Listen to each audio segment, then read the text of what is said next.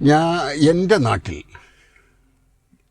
ഏകദേശം 1300 വീടുകൾ ഈ മഹല്ലിലുണ്ട്. എല്ലാവരും സുന്നികളാണ്. വഹാബികൾ തീരെയില്ല. വഹാബികൾ വരേണ്ട ഒരു കാലാവസ്ഥ ഞങ്ങൾ ഉണ്ടാക്കാറും ഇല്ല. പഴയ കാലത്തെ മഖ്ദൂമിങ്ങളിൽ നിന്ന് കിട്ടിയ അഹ്ലുസുന്നത്തി വൽ ജമാഅത്തിൻ്റെ അതേ പാതയിൽ ഞങ്ങൾ മുന്നോട്ട് പോകുന്നു. ഞങ്ങളുടെ ഈ നാട്ടിൽ ഖാളി പാണക്കാട് തങ്ങന്മാരാണ് കുറേ കാലങ്ങളായിട്ട്.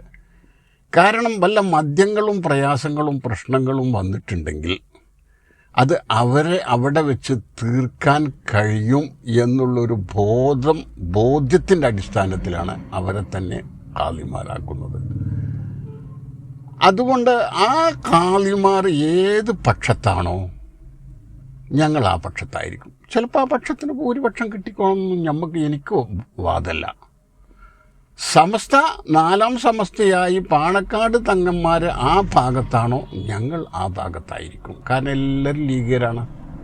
6 മദ്രസയുടെ ആളുകളും ഇതിൽ ലീഗുകാരാണ്. മലപ്പുറം ജില്ലയിൽ പാർലമെൻറ്റ് മണ്ഡലത്തിൽ ഏറ്റവും മുസ്ലിം ലീഗിന് ഭൂരിപക്ഷം കിട്ടിയ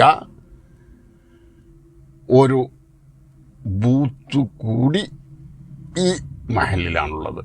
അപ്പോൾ സമസ്ത പിരിയണം എന്ന് നമുക്ക് ആഗ്രഹമില്ല.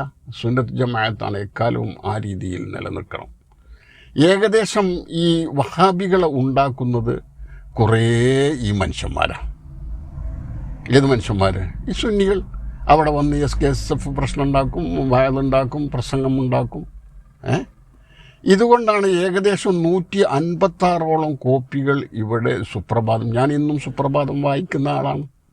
156 കോപ്പികളിൽ നിന്ന് 79ലേക്ക് ചുരുങ്ങി അത് ഒരുപക്ഷെ വേറെ മേഖലകളിൽ അത് ഉയരുന്നുണ്ടാവും. ഇനി സമസ്ത പിരിഞ്ഞാലും കുഴപ്പമില്ല എന്ന് ചിന്തിക്കുന്ന ചില കുൽസിത ആളുകൾക്ക് അത് ചിലപ്പോൾ അവർക്ക് ഭൂരിപക്ഷം കിട്ടാം. അതൊന്നും നമുക്ക് വാദമല്ല. ഇവിടെ ഭൂരിപക്ഷമോ ന്യൂനപക്ഷമോ എന്നല്ല, മനുഷ്യന് തമ്മിൽ തല്ലാതെ ജീവിക്കലാണ് ആവശ്യം. പേപ്പിക്കാർ പിരിഞ്ഞ സമയത്ത് എന്തെല്ലാം തല്ലും കോലാഹലവും ഈ നാട്ടിലുണ്ടായി ഇല്ലേ? നമുക്കറിയില്ലേ? ഞങ്ങളുടെ നാട്ടിൽ അന്ന് AP വരിക എന്ന് പറഞ്ഞിട്ട് ഏകദേശം 200ഓളം പോലീസുകാരെ വിന്യസിപ്പിച്ചത്. പക്ഷേ APനെ അക്കാലത്തിൽ, ഇന്നല്ലട്ടോ, അതിന് ശേഷമൊക്കെ അദ്ദേഹം വന്നിരുന്നു.